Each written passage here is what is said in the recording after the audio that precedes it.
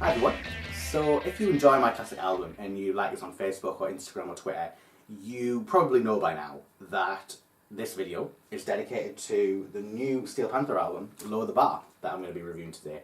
So this turned up yesterday, came out yesterday worldwide, and if you were kind of on the fence, I've obviously bought my copy on vinyl, as you can see. If you were on the fence as to what how you were going to buy it, this might just sway you in one direction. So this is the vinyl, and it's in this really cool kind of bright green, almost day glow colour, which I had seen when they were talking about pre-ordering the album, and I didn't know if it was like kind of just a one-time pressing or whether that's going to be the norm, but I was pretty pleased that I kind of got like a bright green copy, and it didn't compromise the sound quality at all, because I know sometimes when you're buying vinyl, if you get picture discs or all coloured vinyl, sometimes it can kind of have an effect on what you're listening to. I didn't hear anything like that as I was listening to the album. Some of you may have had different experiences. So, I've been a fan of Steel Panther for a long time now. The first album came out, I believe, in 2009, maybe 2010, Feel the Steel. And I got it on a whim. I was just out shopping, saw it, thought this looks like my kind of thing, and absolutely loved it. Like this album, it's kind of, you can look on the back of a Steel Panther album and you'll instantly know. You'll instantly know if you're going to enjoy it or not. So they're kind of, it's glam metal, but with kind of a comedy rated R edge. So I mean, on this album, for example, you've got tracks like Going in the Back Door, Poontang Boomerang, Pussy Ain't Free. So straight away, if you're offended by that, you're not going to enjoy this album. You're not going to enjoy any Steel Panther album, you know? So I became a fan of the band, really enjoyed them. They were touring Newcastle, went to see them with my friend. I was lucky enough to meet the band afterwards, insert an awful picture of me with Satchel here.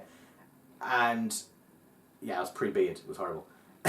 And yeah, they were great, they were awesome, and I thought, so it's not just that they're like a funny band, and it's not just that they've got the right production skills to send up a genre, but it's that they're really talented musicians. So, you know, Satchel played with Rob Halford at one point, you know. I think Michael Starr was in a Van Halen cover band. Like, you know, these are people, they've got serious musical chops, but they've decided to kind of use it for the forces of comedy. And it's just, they're just fun albums, and they're great live. You know, it's like a mix of going to see a gig and a stand-up comedy show. Like, they're just absolutely, every time I've seen them, I've been in like tears at the end, just laughing in so much pain, as if I'd been to see Rod Gilbert or Greg Davies or something, you know? Like, absolute, oh, just hilarious. You know what I mean? You've no idea unless you've seen them. They're absolutely brilliant. So, yeah, I even saw them as part of my stag do in Manchester a couple of years ago, just before I got married. And again, they're the perfect stag do band. So I hope I'm giving you, if you've never listened to them before, I hope I'm giving you a flavour of kind of what they're like. If you don't like Steel Panther, if you've never, you know, if you've heard of them but you're not a fan, this isn't the album that's going to convert you. I'm just going to break that to you now. It's not as if they've suddenly decided that they're going to drop all the, you know, profane lyrics and all the sex talk. Because that's kind of what hair metal was about. Not so much the profane lyrics, it was always kind of mixed up with some kind of sexual innuendo and stuff in the 80s. This is kind of more of a balls out, pardon the pun, in your face kind of version of that. And it's a really nice kind of send up of that kind of period in music, which I think we got to a point in the late 80s before Guns N' Roses came along that it was really saturated and all these bands sounded the same. So it's cool to see a really talented band kind of 20, 30 years on that are willing to kind of take the piss out of that, but obviously have a deep love and affection for it. So yeah, that's kind of what I think of Steel Panther. I think one of the criticisms that's levelled at them a lot, and I've read this more kind of with the past couple of albums coming out, is like, has the joke worn thin? So it's this idea that, you know, they release an album and it's kind of a send up of all these kind of bands, and it's really good, and then they do it again, and they do it again, and they do it again, and it's kind of, you know, are people sick of it now? And I guess that's kind of an individual thing, you know. You know, some music reviewer or article on NME can say that, but that's kind of up to you. So for me, I'm not sick of the joke yet. You know, I've got quite a warped sense of humour, so I really enjoy a lot of what Steel Panther put out there. Some people might be like, well, I've had enough now, it's going to be boring, you know? And that's fair enough. If that's you, that's fine.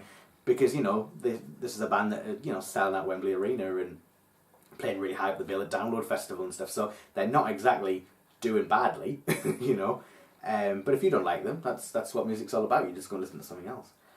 As for this album, again, as I said, it's not, you know, it's not going to be the one that converts you. But I like it a lot. I think it's better than their previous album. And I thought their previous album, All You Can Eat, had some really cool tracks on it. Like Glory Hole was hilarious and Burden of Being Wonderful.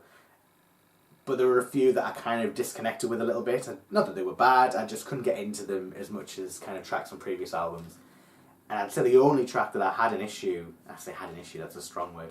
The only track that I haven't been able to kind of get onto straight away was Now the Fun Starts. And it's because of something to do with, I feel like the band are kind of, and this is a really good thing, it's a positive by the way, that although they're very defined by what they do, there is kind of an element of them kind of trying to kind of mix it up a little bit. And it must be a delicate balancing act, because as musicians you want to be able to try new stuff and experiment, but then you've got these kind of hardcore fans that enjoy what you're doing. So it must be kind of a difficult mix, and they must be hearing some of these occasional little bits of people saying like, well, is the joke wearing thin? So Now the Fun Starts, you know, it's not a bad track by any means, but it was a little jarring because it's very different to anything we've heard from Steel Panther before. And you've got these first 4 tracks, you know, Going in the Back Door, Anything Goes, Poontang Boomerang, and That's When You Came In, are all, they could fit on any Steel Panther album. It's very much business as usual. That's When You Came In is a little different, I think, in that it takes the joke and it almost turns it around on you. So, you know, the chorus is That's When You Came In and Blew Me, which is kind of your typical kind of take your ass on a weenie ride, you know, if you're talking about the second album. And, you know, you're laughing along, you think it's great, but then the end of the chorus is That's When You Came In and Blew Me Away. So you kind of straight away you're like, well, that's not as filthy as it sounded at first. And I think what's cool, you know, that song reminds me of Community Property from the first album, which is one of my favourite Steel Panther tracks.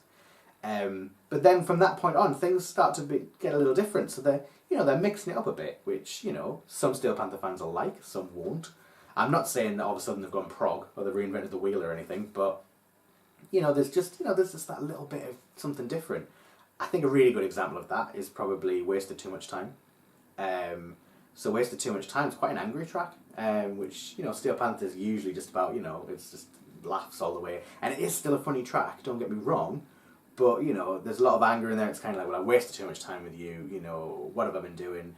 And, you know, the lyrics, although profane, as they usually are, you could fit that on many metal bands' albums and it wouldn't sound hugely out of place. Whereas, you know, Poontang Boomerang on, like, I don't know, like an Avenged Sevenfold album would be a bit like, okay, that's random.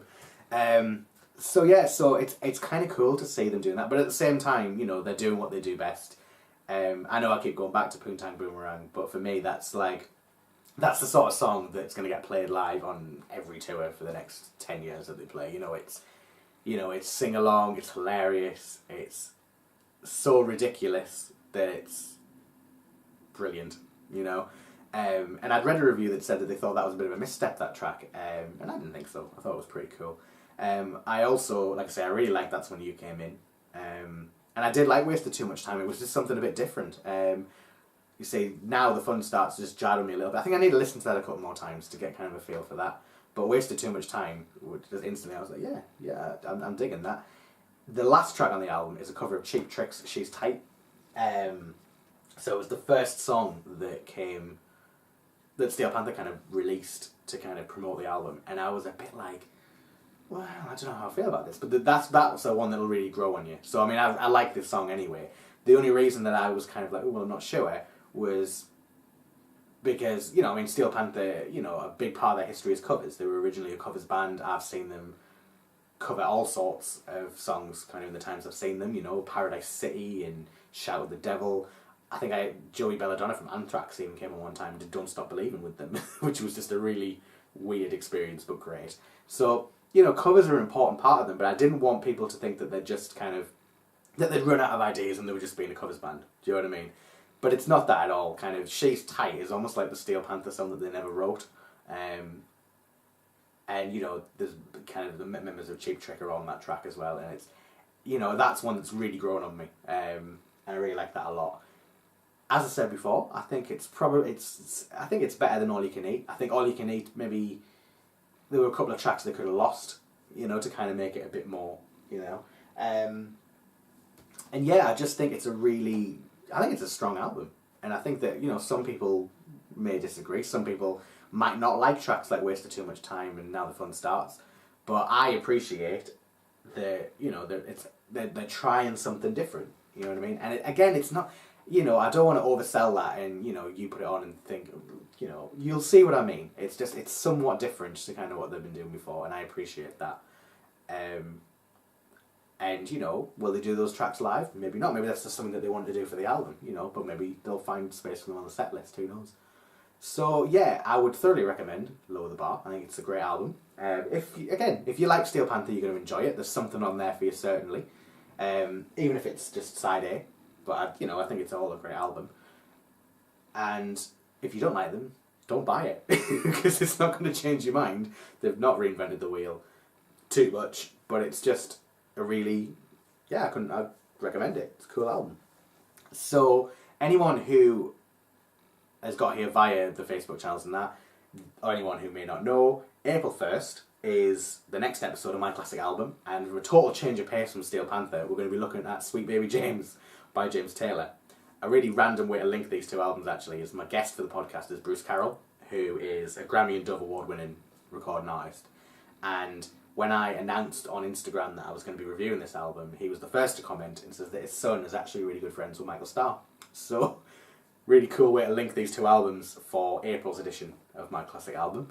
And, if you get on myclassicalbum.co.uk, or you subscribe via iTunes, all of our previous episodes are there. It's a monthly podcast for anyone who doesn't know. And we've covered albums from the likes of Fleetwood Mac, Led Zeppelin, The Beatles, and many more. So get yourself onto myclassicalbum.co.uk or subscribe on iTunes, and make sure to hit us up on Facebook or Twitter or Instagram, or even subscribe to this channel. So there's many, many ways that you can kind of keep up to date with how the podcast's going. But I'll likely be back. I'm going to try and do like an album review like this maybe once a month. So I will be back. And if you're going to listen, I'll see you April 1st for Sweet Baby James on My Classic Album. Cheers!